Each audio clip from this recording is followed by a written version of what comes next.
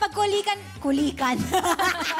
Kulitan at bonding sa atin tonight. Isa siyang up-and-coming sexy actor na hindi magpapahuli sa paglalaro dito sa perya. Kaya naman, pasok ka na dito sa ating perya, Ethan Rosales!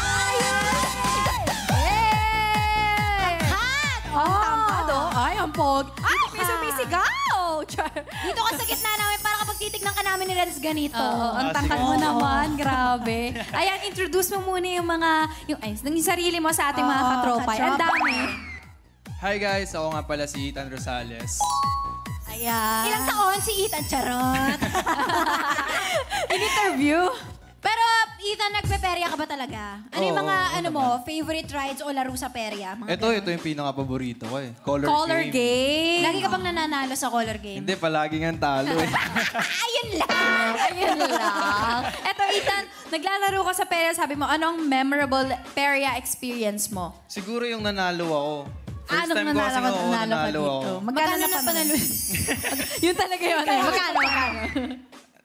Siguro nasa 5K, gano'n. Wow! Grabe naman yun! Wow, 5K! Siguro pagkatapos na, umiyak na yung ano. Umiyak lang.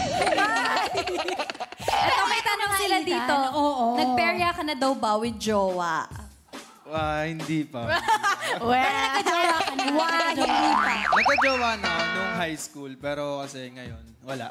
So, hindi kayo nagde-date sa perya? Ha? Hindi kayo nagde-date sa perya? Hindi. Saan mo siya dinidate? Secret. Marites! Binuking. Pero eto na nga, Ethan. Total, nandito ka na sa mukhang perya. Ayan na nga. Ready ka na bang magmukhang perya? Ready na. Ready. Ready? 1, 2, 3, 4.